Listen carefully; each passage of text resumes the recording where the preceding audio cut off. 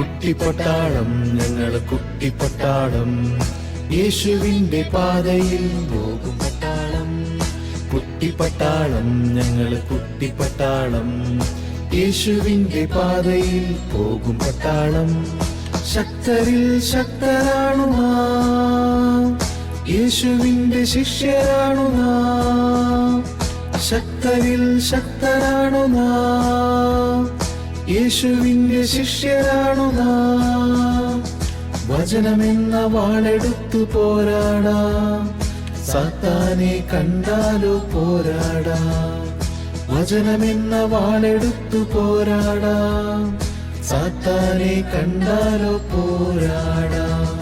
കുട്ടിപ്പട്ടാളം ഞങ്ങൾ കുട്ടിപ്പട്ടാളം, യേശുവിൻ്റെ പാതയിൽ പോകും പട്ടാളം. ഓലക്കാല് ശീലക്കാല് ഡും ഡും ഡും, ഓലക്കാല് ശീലക്കാല് ഡും ഡും ഡും, ഓലക്കാല് ശീലക്കാല് ഡും ഡും ഡും, ഓലക്കാല് ശീലക്കാല് ഡും ഡും ഡും.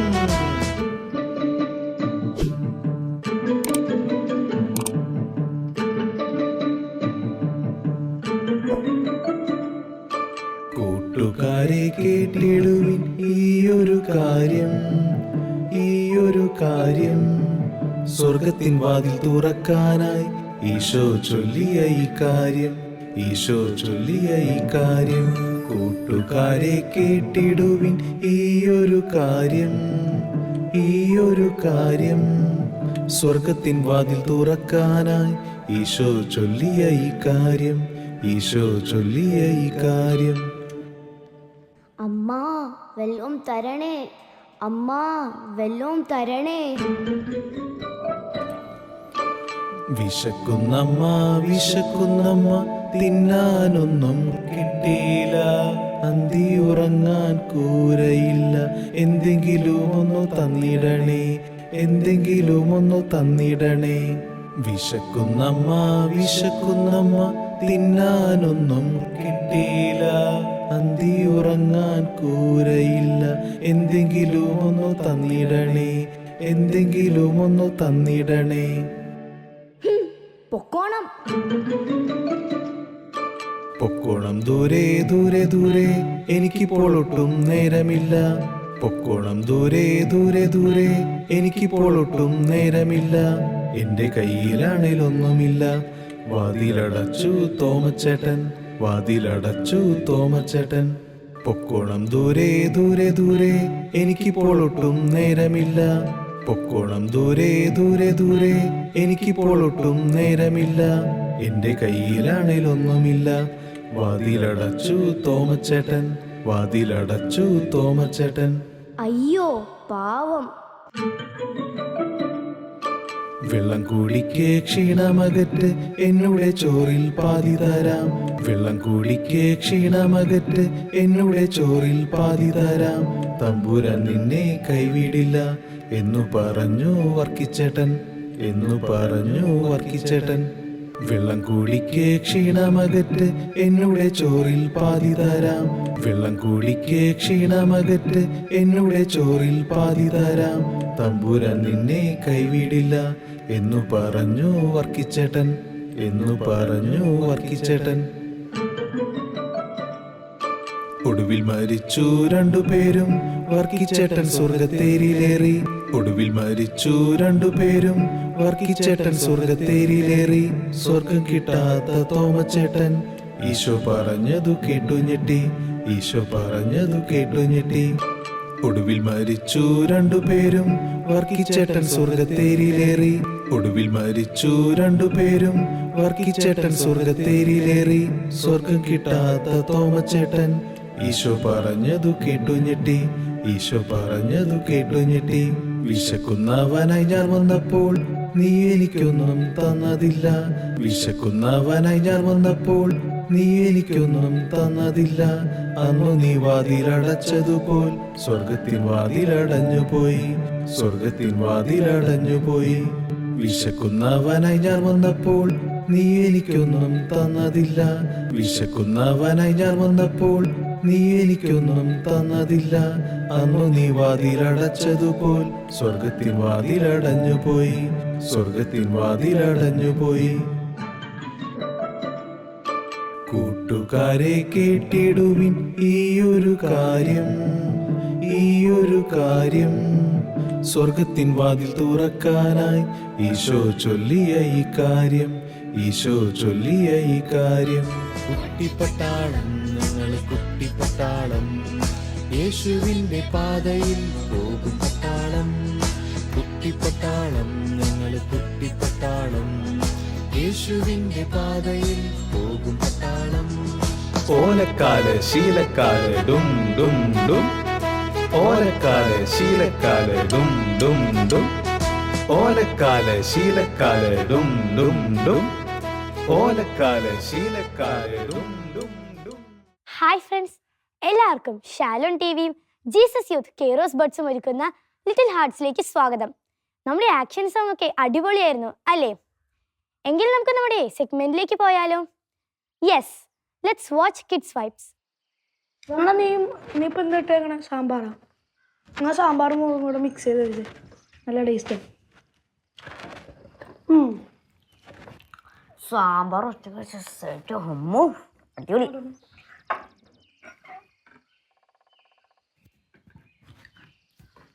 പപ്പടം തരൂ, പപ്പടം തരൂ. ആ താങ്ക്സ്. അതോ സാമ്പാറും പപ്പടം അമ്മു അടിപൊളി അല്ലേ? സെറ്റ്.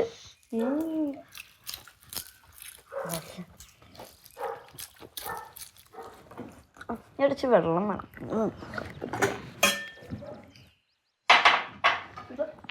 പറ്റൂ?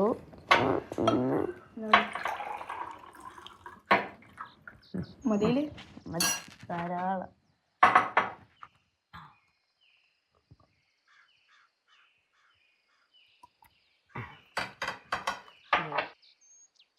ചാറെടുക്കട്ടെ.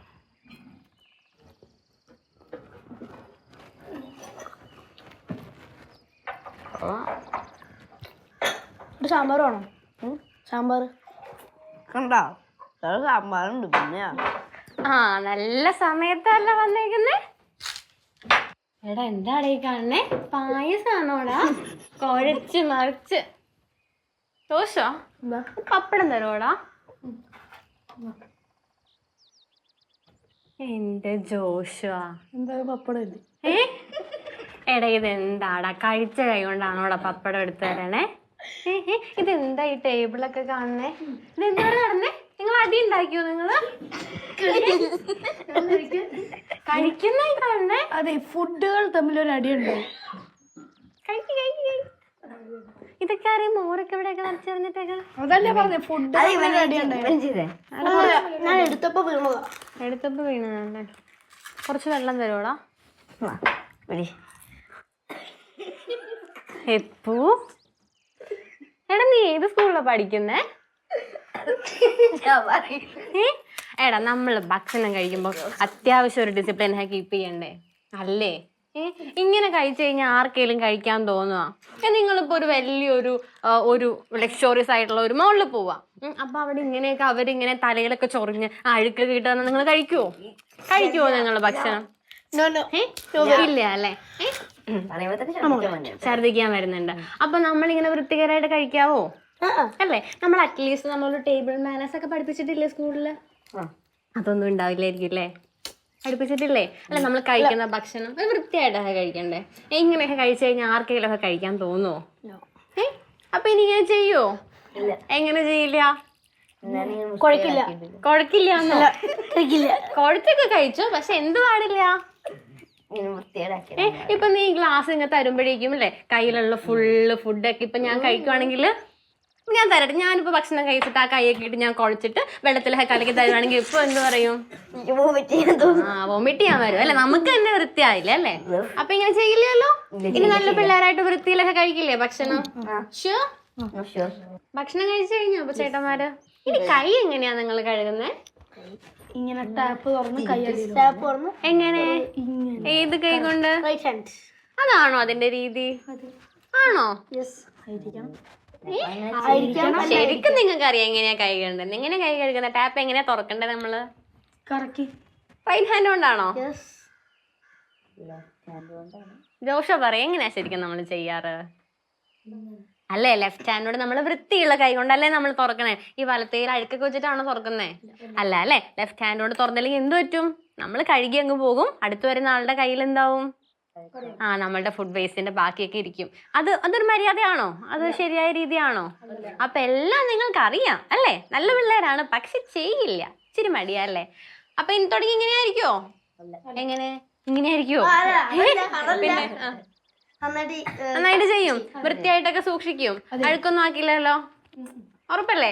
പ്രോമിസ്? ഞാൻ ചേട്ടന്മാർക്ക് ഒരു ചെറിയൊരു ഗിഫ്റ്റ് ഒക്കെ കൊണ്ടായിരുന്നു വന്നത്.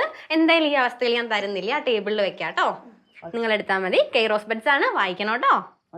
ഗുഡ് ബോയ്സ് ആവില്ലേ ഇനി? Okay bye. ഇവിടെ വെച്ചിട്ടുണ്ടേ, എടുത്തു തരട്ടോ. ഓക്കെ ശരി, ബൈ. കിഡ്സ് വൈബ്സ് ഒക്കെ അടിപൊളിയായിരുന്നു അല്ലേ? ഓരോ കിഡ്സ് വൈബ്സിലും ഓരോ മെസ്സേജ് കിട്ടുന്നത് നമ്മുടെ ജീവിതത്തിൽ പ്രാവർത്തികമാക്കാനാണ്. എങ്കിൽ കൂട്ടുകാർ ഏറെ ആകാംക്ഷയോടെ കാത്തിരിക്കുന്ന സെഗ്മെന്റിലേക്ക് പോയാലോ? യെസ്, ഇന്ന് ക്രാഫ്റ്റ് സിറ്റിയിൽ എന്ത് ഐറ്റമാണ് ഒരുക്കി വെച്ചിരിക്കുന്നതെന്ന് നമുക്ക് കാണാം. Hi friends, welcome back to Craft City. ഇന്ന് നമ്മൾ ഉണ്ടാക്കാൻ പോകുന്നത് ചിരട്ടയും കൊണ്ടുണ്ടാക്കുന്ന ഒരു ആംഗ്രി ബേർഡിനെയാണ്. അപ്പോൾ അതിനു വേണ്ടി നമുക്കൊരു ചിരട്ട, അതുപോലെ ഞാൻ ബ്ലൂ കളർ ആംഗ്രി ബേർഡിനെ ഉണ്ടാക്കുന്നതുകൊണ്ട് ഞാൻ 2 ഷെയ്ഡ് ബ്ലൂ ആക്രിലിക് പെയിൻറ് എടുത്തിട്ടുണ്ട്. 2 പിസ്ത ഷെൽസ്, കുറച്ച് ചകിരി, blue sketch, blue colour pencils, 2 paint brush, ഒരു ചെറിയ യെല്ലോ കളർ പേപ്പർ, അതുപോലെ ഒരു A4 സൈസ് ഷീറ്റ്. ഫസ്റ്റ്ലി നമുക്ക് ഈ ചിരട്ട എടുക്കാം. ഞാൻ ഈ പേപ്പർ പ്ലേറ്റ് എടുത്തേക്കുന്നത് കളേഴ്സ് മിക്സ് ചെയ്യാൻ വേണ്ടിയാണ്. ആദ്യം ഡാർക്ക് ബ്ലൂ ആണ് ഞാൻ യൂസ് ചെയ്യാൻ പോകുന്നത്. പെയിൻറ്റ് ബ്രഷ് ഒന്ന് ചെറുതായിട്ട് വെറ്റ് ചെയ്യാൻ വേണ്ടി ഞാനിത് വെള്ളത്തിൽ മുക്കുവാണ്.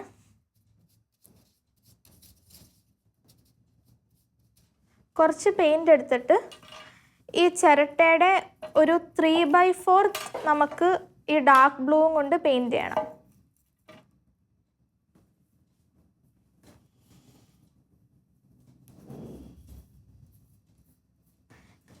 നമ്മൾ ഈ ചിരട്ടയുടെ മേളത്തെ ഇതൊന്നും കളഞ്ഞിട്ടില്ല, പോളിഷ് ചെയ്യേണ്ട ആവശ്യമൊന്നുമില്ല. ആംഗ്രി ബേർഡ്സിൻ്റെ മേത്തെ ഈ മുടി കറക്റ്റായിട്ട് കാണിക്കാൻ വേണ്ടി ചിരട്ട അതേപോലെ തന്നെ എടുത്താൽ മതി.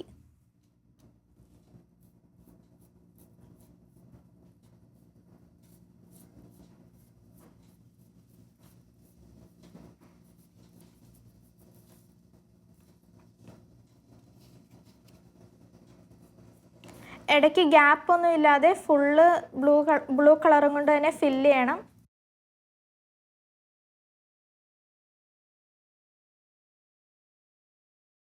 ഡാർക്ക് ബ്ലൂ നമ്മൾ യൂസ് ചെയ്ത് കഴിഞ്ഞിട്ടുണ്ട്. ഇനി അടുത്തതായിട്ട് ഞാൻ ലൈറ്റ് ബ്ലൂ കളറാണ് യൂസ് ചെയ്യാൻ പോകുന്നത്.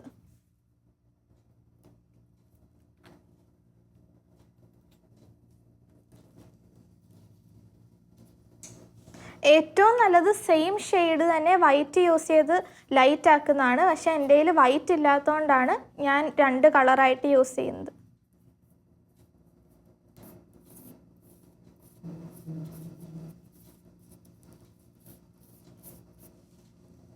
ആംഗ്രി ബേർഡിൻ്റെ ബേസ് ഇവിടെ കംപ്ലീറ്റ് ആയിട്ടുണ്ട്. ആംഗ്രി ബേർഡിൻ്റെ ബീക്ക് ഉണ്ടാക്കാൻ വേണ്ടി ഞാനൊരു ചെറിയ യെല്ലോ പേപ്പറാണ് എടുത്തേക്കുന്നത്. ഇത് ഒരു ഓൾമോസ്റ്റ് പെർഫെക്റ്റ്ലി ഒരു സ്ക്വയർ ആയിട്ട് കട്ട് ചെയ്യണം. ചെറിയ സ്ക്വയർ മതി.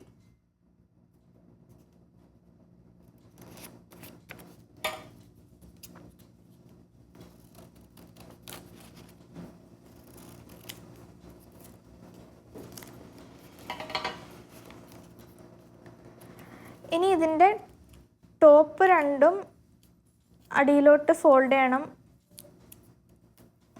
അതേപോലെ ബേസും ഫോൾഡ് ചെയ്യണം.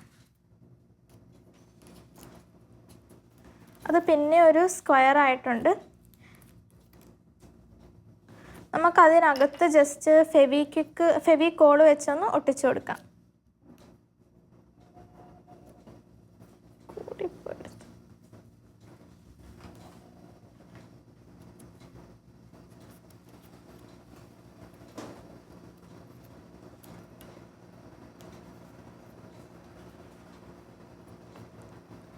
ഇനി ഇത് ജസ്റ്റ് ഹാഫായിട്ട് ട്രയാങ്കിളായിട്ട് മടക്കി കൊടുക്കണം.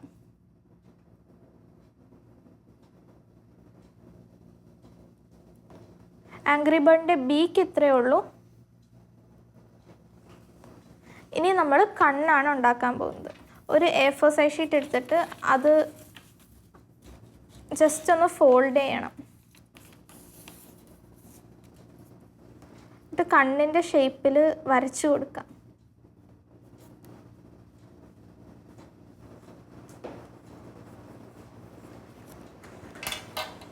ഇത് കട്ട് ചെയ്തെടുക്കാം.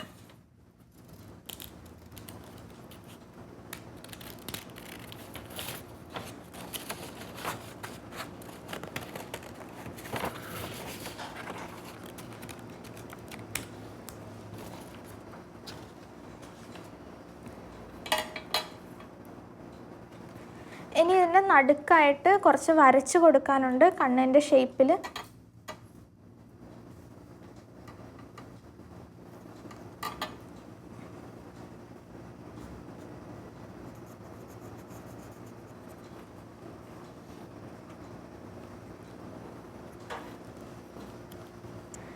ഇനി ഇതിൻ്റെ ഈ മിഡിലുള്ള വൈറ്റ് പാർട്ട് നമുക്ക് ബ്ലൂ കളർ പെൻസിൽസും കൊണ്ട് ഫില്ല് ചെയ്ത് കൊടുക്കാം.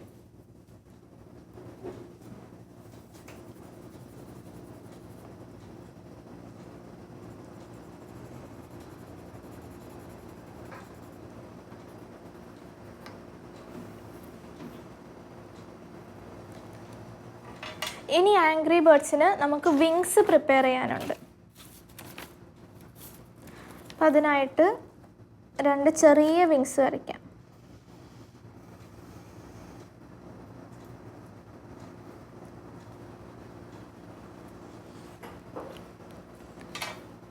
വിങ്സും ആ ഷേപ്പ് ട്രേസ് ചെയ്ത് കട്ട് ചെയ്യാം.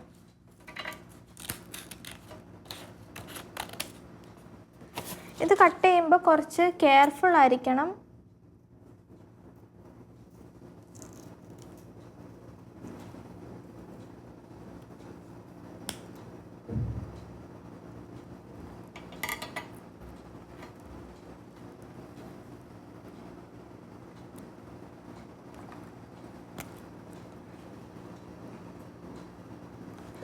മറ്റേ വിങ്സിനും ഇതുപോലെ ബോർഡർ ഇട്ട് കൊടുക്കാം.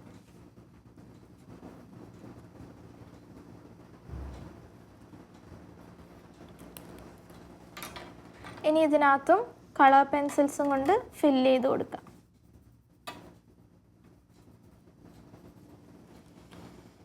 ഓക്കെ, നമ്മുടെ ആംഗ്രി ബേർഡ്സ് ഓൾമോസ്റ്റ് റെഡി ആയിട്ടുണ്ട്. ഇനി ഇതെല്ലാം അസംബിൾ ചെയ്യാനും കൂടെ ഉള്ളൂ. ഫസ്റ്റ് ഈ ആംഗ്രി ബേർഡ്സ് എടുത്തിട്ട് ഇതിൻ്റെ കാലായിട്ട് ഞാൻ ഈ പിസ്താ ഷെൽസ് ആണ് വെക്കാൻ പോകുന്നത്.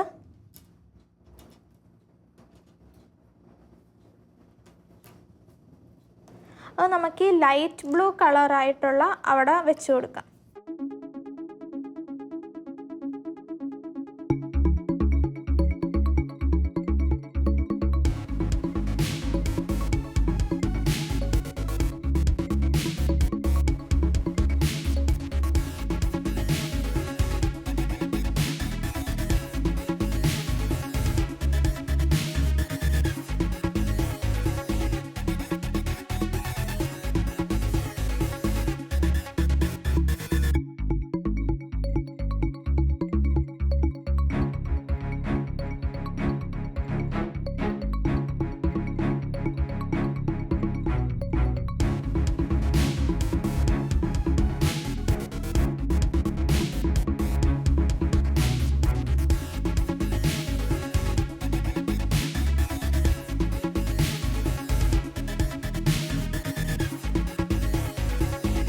So our angry bird is ready.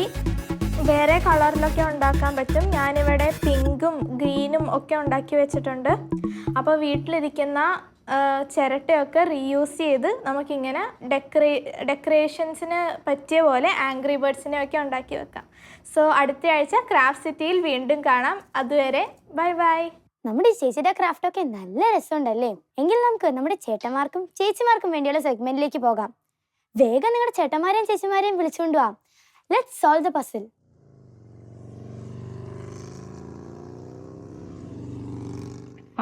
മതിയാണല്ലോ. വീട്ടിൽ നിന്ന് വരണ വഴിയാണ്. ആ ഈ പള്ളിയിൽ അടുത്തായിട്ട് എന്തോ പരിപാടി വരണ്ടെന്ന് പറഞ്ഞു.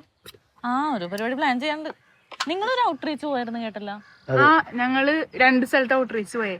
ഞങ്ങള് ഒരു വൃദ്ധസദനത്തിലും പോയി, പിന്നെ ഒരു പിള്ളേരുടെ ഓർഫനേജിലും പോയി. അപ്പൊ എന്താ ലൈക്ക് വൃദ്ധസദനത്തില് അവിടെ പോയപ്പോഴത്തേക്കും ഞങ്ങളുടെ കുറച്ച് ഡാൻസും കാര്യങ്ങളൊക്കെ ആയിട്ടും, പിന്നെ പിള്ളേരുടെ അവിടെ പോയപ്പോഴേക്കും നേരെ ഓപ്പോസിറ്റ് ആയിരുന്നു. അവിടെ പിള്ളേരായിരുന്നു എല്ലാ ഡാൻസും കാര്യങ്ങളൊക്കെ ചെയ്യുന്നത്. എങ്ങനെ ഉണ്ടായിരുന്നു നിങ്ങൾക്കൊരു എക്സ്പീരിയൻസ്?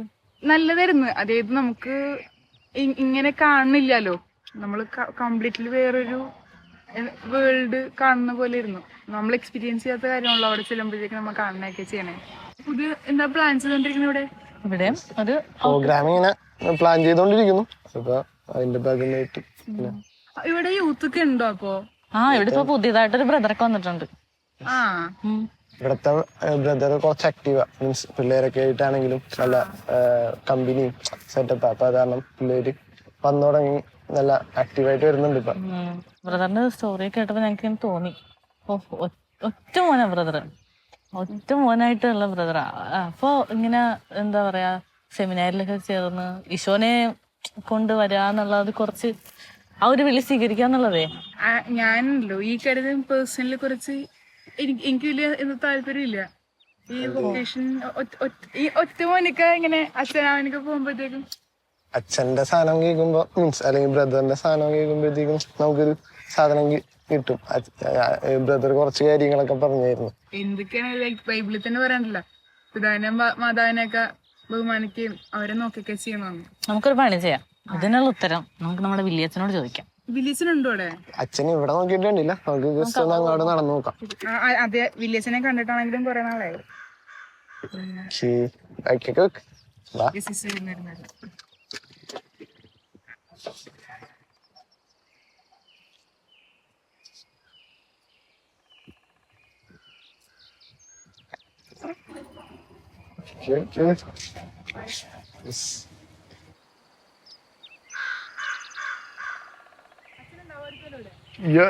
അച്ഛൻ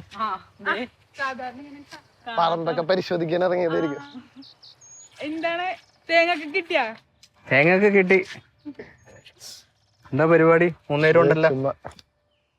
അച്ഛനെ കാണാൻ വേണ്ടിട്ട് ഇറങ്ങിയതാ. എന്നെ കാണാനാ? അതെ. എന്താ വിശേഷം? ഈ പിള്ളേർക്ക് സംശയം. സംശയോ? അതെങ്ങനെ? സംശയം അങ്ങനെയില്ല. എന്താ സംശയം? നിനക്കായിരിക്കും സംശയം. അത് തന്നെ. അതായത് നിങ്ങളുടെ പള്ളിയിൽ ഒരു പുതിയ ബ്രദർ വന്നല്ലോ. ബ്രദർ ഈ ഒറ്റ മോനാണെന്ന് പറഞ്ഞു. അതെ, ഒറ്റ മോനാണ്. അതായത് അച്ഛാ, അപ്പൊ ഇങ്ങനെയൊക്കെ പോകുമ്പോഴത്തേക്ക് അപ്പനമ്മനാര് നോക്കും? അതാണ് സംശയം. അപ്പനമ്മനെ നോക്കുക എന്നുള്ളതല്ലേ ആ ബ്രദറിന്റെ ആദ്യത്തെ കടമ. ഓക്കെ. അപ്പൊ ഇങ്ങനെ പോയി കഴിയുമ്പോഴത്തേക്കും, അച്ഛനായി കഴിയുമ്പോഴത്തേക്കും പിന്നെ കടമ ചെയ്യുന്നില്ലെന്നാണ് നിന്റെ സംശയം? അങ്ങനെയില്ല, അങ്ങനെ ചെയ്യാനായിട്ട് ഒരു ഇതാവൂലേ, തടസ്സം. അതാണ് നിന്റെ സംശയം? അതെ. അതാണ് ഞാനിപ്പോ ക്ലിയർ ചെയ്ത് തരേണ്ടത് അല്ലേ? നീ വന്നിരിക്കുന്ന കറക്റ്റ് ആളുടെ അടുത്താണ്. കാരണം എന്താണെന്ന് അറിയോ? എന്താ വെച്ചാ ഞാൻ ഒറ്റ മോനാണ്. അതറിയില്ല? ഞാൻ അതറിയില്ലായിരുന്നു. എനിക്ക് മൂത്തത് പെങ്ങളാണ്, പക്ഷെ മകനായിട്ട് ഞാൻ മാത്രമേ ഉള്ളൂ. എന്നിട്ട് ഞാൻ അച്ഛനായില്ലേ? അപ്പൊ ഞാൻ കടമ നിറവേറ്റിയില്ലെന്നാണ് നീ പറയുന്നത്? അല്ല, അപ്പൊ അത് എങ്ങനെയാണ് ആ ഒരു സന്ദർഭത്തിൽ അച്ഛനെ? ഓക്കെ, അതായത് ഈ ദൈവവിളി എന്ന് പറയുന്നത് ഉള്ളിൽ ഉണ്ടാകുന്ന തോന്നലാണ്, മനസ്സിലായത്? ഞാൻ സ്കൂളിൽ പഠിക്കുന്ന സമയത്താണ് എനിക്കിങ്ങനെ അച്ഛനാവണമെന്ന് തോന്നിയത്. അപ്പോൾ 10ാം ക്ലാസ് ആയപ്പോഴത്തേക്ക് ഞാൻ വീട്ടിൽ അവതരിപ്പിച്ചപ്പോഴത്തേക്കും കുറച്ച് തടസ്സങ്ങളൊക്കെ ഉണ്ടായിരുന്നു. പക്ഷേ വൊക്കേഷൻ ക്യാമ്പിന് പോകാനായിട്ടുള്ള അവസരം കിട്ടി. അങ്ങനെ വൊക്കേഷൻ ക്യാമ്പിന് പോയി. വീട്ടിൽ ചോദിക്കാതെ ഞാൻ സെമിനാറിൽ ചേരണം എന്ന ആഗ്രഹം കൊണ്ട് പേര് കൊടുത്തു. പേര് കൊടുത്തതറിഞ്ഞ് വീട്ടിൽ കുറച്ച് പ്രശ്നങ്ങൾ ഉണ്ടായി. കാരണം എന്താ, ഒറ്റമോനായതുകൊണ്ടാണ്. പക്ഷെ എപ്പോഴും എൻ്റെ ആ ഒരു ആഗ്രഹത്തിന് മാറ്റമൊന്നും വന്നില്ല. എൻ്റെ ബന്ധുക്കളൊക്കെ എൻ്റെ അടുത്ത് വന്ന് ചോദിച്ച്, നീ അച്ഛൻ ആ സെമിനാരിൽ പോയി കഴിഞ്ഞാൽ നിന്റെ വീട്ടുകാരും നോക്കും, ഒറ്റമോനല്ലേ, അപ്പനമ്മയെ ആരും നോക്കും, അവർക്ക് വേറെ ആരെങ്കിലും ഉണ്ടാ? പെങ്ങളുണ്ട്, മൂത്തത് പെങ്ങളാണെങ്കിലും കല്യാണം കഴിച്ചു പോവും, പിന്നെ വീട്ടിൽ അവരൊറ്റക്കെ ആയിരിക്കും. പക്ഷെ അതൊന്നും എന്നെ തളർത്തിയില്ല. അങ്ങനെയാണ് സെമിനാരിൽ ചേരുന്നതിന് മുന്നേ ഒരു ഇൻ്റർവ്യൂ ഉണ്ട്. ആ ഇൻ്റർവ്യൂവിൽ ഞങ്ങളുടെ ആർച്ച് ബിഷപ്പായിരിക്കും ഇൻ്റർവ്യൂവിൽ മെയിനായിട്ട് ഇരിക്കുന്നത്. പിന്നെ റെക്ടർ അച്ഛനുണ്ടാവും, ചാൻസലർ അച്ഛനുണ്ടാവും, അങ്ങനെ കുറച്ച് അച്ഛന്മാരൊക്കെ ഉണ്ടാവും ഇൻ്റർവ്യൂ പാനലിൽ. അപ്പോൾ അന്നത്തെ ആർച്ച് ബിഷപ്പ് ഡാനിയൽ ആചാര്യപറമ്പിൽ പിതാവായിരുന്നു. എന്നെ സെമിനാരിലെടുത്തത് പിതാവാണ്. അപ്പോൾ ഇൻ്റർവ്യൂവിന് ചെന്നിരിക്കുന്ന സമയത്ത് അപ്പച്ചനും അമ്മച്ചി 2 സൈഡിലായിട്ട് ഇരിക്കുന്നത്. അപ്പോൾ ഞാൻ നടുക്ക്. അപ്പോൾ പിതാവ് എന്നോട് ചോദിച്ച്, നീ ഒറ്റമോനല്ലേ, അപ്പോൾ സെമിനാരിൽ ചേർന്ന അച്ഛനായ വീട്ടുകാരും നോക്കും. അതുവരെ ഞാൻ ഇതിനെപ്പറ്റി ചിന്തിച്ചിട്ടുണ്ടായില്ല. ആളുകളൊക്കെ ചോദിക്കുമെങ്കിലും ഇതിനെപ്പറ്റിയുള്ള കാര്യങ്ങളൊന്നും ചിന്തിച്ചിട്ടുണ്ടായില്ല. ആ സമയത്ത് എൻ്റെ ഉള്ളിലേക്ക് വന്ന ഒരു ഉത്തരം എന്താണെന്നറിയോ? ഞാൻ സെമിനാരിൽ ചേർന്ന അച്ഛനായാലേ ദൈവം നോക്കും. കാരണം ഞാൻ ആർക്ക് വേണ്ടി അച്ഛനായത്? ദൈവത്തിന് വേണ്ടി. അപ്പോൾ എൻ്റെ വീട്ടുകാരെ നോക്കേണ്ട ഉത്തരവാദിത്തം ആർക്കാ? ദൈവത്തിന്. അപ്പോൾ ഞാൻ സെമിനാരിൽ ചേർന്ന ആ വർഷം തന്നെയായിരുന്നു എൻ്റെ പെങ്ങളുടെ കല്യാണവും. 1 വർഷം കഴിഞ്ഞപ്പോഴത്തേക്കും പെങ്ങള് ഡെലിവറി കഴിഞ്ഞു. അപ്പോൾ ഒരു ആൺകുട്ടിയെ ദൈവത്തിന് കൊടുത്തപ്പോഴത്തേക്കും ദൈവം എൻ്റെ വീട്ടിലേക്ക് 2 ആൺപിള്ളേരെ കൊടുത്തു. പെങ്ങൾക്ക് ട്വിൻസ് ആയിരുന്നു. ഓക്കെ, അപ്പോൾ അത് ദൈവത്തിൻ്റെ വലിയ കൃപയാണ്. അപ്പോൾ ദൈവത്തിന് വേണ്ടി തിരിഞ്ഞിട്ടുണ്ടെങ്കിൽ പിന്നെ വീട്ടിലെ കാര്യം നോക്കേണ്ട ആവശ്യമില്ല. കാരണം ദൈവം നോക്കിക്കോളും. അത് ഒറ്റമോനാണെങ്കിലും ഇരട്ടമോനാണ്, ഏത് മക്കളാണെങ്കിലും. എൻ്റെ വീട്ടിൽ ഇതുവരെ ഒരല്ലലും ദൈവം വരുത്തിയിട്ടില്ല. എല്ലാ സുഖവും ഇട്ട് പോകുന്നു, ഒരു കുഴപ്പമില്ല. അപ്പൊ എനിക്ക് ഞാൻ ഇങ്ങനെ പറഞ്ഞു കേട്ടിട്ടുണ്ട്. അപ്പൊ ഇങ്ങനെ പാരന്റ്സിന് വയ്യാതെയൊക്കെ ആവേം ഒരു ഒപ്പം നിൽക്കേണ്ട ആള് വേണമെന്നൊക്കെ പറയുമ്പോഴത്തേക്കും ഇപ്പൊ വേറെ കസിൻസ് ഒന്നും അവൈലബിൾ അല്ലാന്ന് വെച്ചാല് അപ്പൊ അച്ഛന്മാർക്ക് ഇങ്ങനെ പോവാൻ പറ്റിയേ അങ്ങനെയൊക്കെ പറ്റുമായിരിക്കുമോ? എൻ്റെ അവസ്ഥയിൽ മരിയ, എൻ്റെ അനുഭവം പറയുകയാണെങ്കിൽ ഭയങ്കര എൻ്റെ റിയൽ എക്സ്പീരിയൻസ് ആണ്. പലർക്കും ഈ കൊറോണയുടെ സമയം ഉണ്ടല്ലോ, കൊറോണ സമയം ഭയങ്കര എല്ലാവർക്കും ഭയങ്കര എന്താ പറയാ നെഗറ്റീവായിരുന്നു അല്ലേ? ഭയങ്കര എല്ലായിടത്തും പോകാൻ പറ്റില്ല, അങ്ങനത്തെ അവസ്ഥയായിരുന്നു. അപ്പോൾ ഞങ്ങൾക്ക് കൊറോണയുടെ സമയം, ഞാൻ സെമിനാരിലായിരുന്ന സമയം. അപ്പോൾ സെമിനാർ വെക്കേഷൻ തുടങ്ങി വെക്കേഷൻ തീരാറാവുന്ന സമയത്താണ് ഈ കൊറോണ ഭയങ്കരമായിട്ട് വ്യാപിക്കുന്നത്. അങ്ങനെയാണ് ഈ ലോക്ക്ഡൗണും കാര്യങ്ങളൊക്കെ വരുന്നത്. അപ്പോൾ ഞാൻ ആ സമയത്ത് തിയോളജി 2nd ഇയർ പഠിക്കുന്ന സമയം. അപ്പോൾ ആ സമയത്താണ്, വീട്ടിലായിരുന്ന സമയത്ത് എൻ്റെ മമ്മിക്ക് വയ്യാതെയായി. മമ്മി ഇത്തിരി ഡയബറ്റിക് പേഷ്യൻ്റ് ആയിരുന്നു. അപ്പോൾ അതിൻ്റെ റിലേറ്റഡ് കുറച്ച് ഇഷ്യൂസൊക്കെ ഉണ്ടായിരുന്നു. ലിവർ സംബന്ധമായ അസുഖങ്ങളൊക്കെ വന്ന് ആകെ ഇത്തിരി ബാഡ് സിറ്റുവേഷൻ ആയിരുന്നു മമ്മിയുടെ ഹെൽത്ത്. അപ്പോൾ ആ സമയത്ത് ഞാൻ വീട്ടിലായിരുന്നു. അങ്ങനെയാണ് ലോക്ക്ഡൗണിൻ്റെ സമയത്ത് സെമിനാരി തുറക്കുന്നില്ല. കാരണം ലോക്ക്ഡൗൺ ആണ്, കൊറോണ വ്യാപിച്ചിരിക്കുന്ന സമയമാണ്. അപ്പോൾ ആ വെക്കേഷൻ സമയം ഞങ്ങൾക്ക് കുറച്ചും കൂടി നീട്ടി കിട്ടി. അപ്പോൾ ആ സമയത്ത് ഞാൻ വീട്ടിൽ തന്നെ ആയിരുന്നു.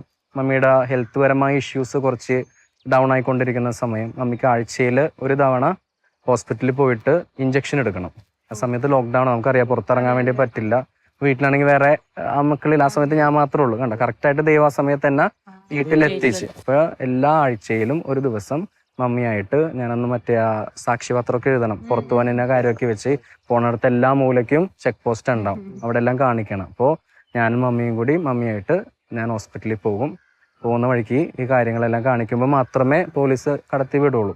അങ്ങനെ ആ 1 മാസത്തോളം മമ്മിയുടെ ഒപ്പം ആയിരിക്കാൻ വേണ്ടി സാധിച്ചു. പക്ഷേ കുറച്ച് കഴിയുമ്പോഴത്തേക്കും മമ്മിയുടെ ഹെൽത്ത് ഇഷ്യൂസ് വഷളായി. മമ്മി ഹോസ്പിറ്റലിൽ അഡ്മിറ്റായി. കുറച്ച് ഇതായിട്ട് എനിക്ക് മമ്മിയെ നഷ്ടപ്പെട്ടു. പക്ഷെ ഇപ്പോഴും സ്വർഗത്തിലിരുന്ന് മമ്മി എനിക്ക് വേണ്ടി പ്രാർത്ഥിക്കുന്നുണ്ട് എന്നുള്ളൊരു വിശ്വാസമുണ്ട്. പക്ഷേ ഞാൻ എപ്പോഴും കരുതുന്ന ഒരു കാര്യമുണ്ട്, ആ മമ്മിയുടെ അവസാന സമയമാണെങ്കിൽ പോലും ദൈവം മമ്മിയുടെ ഒപ്പം ആയിരിക്കാൻ വേണ്ടി എനിക്ക് സിറ്റുവേഷൻസ് ഒരുക്കി. കാരണം ഒരു സമയത്ത് ഞാൻ സെമിനാറിലാണെങ്കിൽ ചിലപ്പോൾ എന്നെ മമ്മിക്ക് അസുഖമാണെന്ന് പറഞ്ഞാൽ ചിലപ്പോൾ എന്നെ ഓക്കെ മമ്മീനെ പോയി കണ്ടിട്ട് തിരിച്ചു വരാനുള്ള സിറ്റുവേഷൻ ഉണ്ടാവുമായിരിക്കും. പക്ഷേ ആ മമ്മിയുടെ അവസാന നാളുകളിൽ ആ 2-3 മാസക്കാലം ഫുള്ളായിട്ട് മമ്മിയുടെ ഒപ്പം തന്നെ ആയിരിക്കാനും മമ്മിയുടെ ട്രീറ്റ്മെൻറ്റിന് വേണ്ടി കൊണ്ടുപോകാനും ലാസ്റ്റ് അവസാനം മമ്മിയുടെ കൂടെ ഒപ്പം ആയിരിക്കാനുള്ള സിറ്റുവേഷനൊക്കെ എനിക്ക് കിട്ടി. അതൊക്കെ ദൈവം നമുക്ക് വേണ്ടി ഒരുക്കി തരുന്നതാണ്. അത്രയല്ല, നമ്മളുടെ ഇൻറ്റൻഷൻസ് പ്യുവർ ആണെങ്കിൽ, ദൈവത്തിൽ വിശ്വാസം ഉണ്ടെങ്കിൽ, ദൈവത്തിന് വേണ്ടി ഇറങ്ങി തിരിച്ചിട്ടുണ്ടെങ്കിൽ തീർച്ചയായിട്ടും ദൈവം കൂടെ ഉണ്ടാവും. അപ്പോൾ മരിയ ചോദിച്ചതിന് ഉത്തരമായോ? ഓരോ സിറ്റുവേഷൻസ് അങ്ങനെ വരും, ദൈവമായിട്ട് എല്ലാത്തിനും വഴിയൊരുക്കും. ഓക്കെ, ക്ലിയർ ആയ മരിയ? മരിയുടെ സംശയങ്ങളെല്ലാം തീർന്നു? ആ ഒരു കൺവിക്ഷൻ കിട്ടി. അതായത് തമ്പുരാന് വേണ്ടി ഇറങ്ങി ചെല്ലുമ്പോഴത്തേക്കും തമ്പുരാന് വേണ്ടിയിട്ടാണല്ലോ. പിന്നെ ആ ഒരു ഗ്യാപ്പ് ഫില്ല് ചെയ്യാന്നുള്ളത് തമ്പുരാന്റെ ആണല്ലോ. അത്രേ ഉള്ളൂ മര്യാദ. നമ്മളെക്കാളും നന്നായിട്ട് തമ്പുരാനെ ഫില്ല് ചെയ്യും. തമ്പുരാൻ നോക്ക്, തമ്പുരാനെ അറിയാൻ നോക്കാൻ. കാരണം തമ്പുരാനെ വേണ്ടി ഇറങ്ങി തിരിച്ചേക്കണല്ലേ. That's all. Okay. Thank you അച്ഛാ. അപ്പോൾ നമ്മുടെ ഇന്നത്തെ എപ്പിസോഡ് ഇവിടെ അവസാനിച്ചിരിക്കുകയാണ്. അടുത്ത ആഴ്ച എല്ലാവരും കാത്തിരിക്കില്ലേ? So this is Maria Melvin signing of.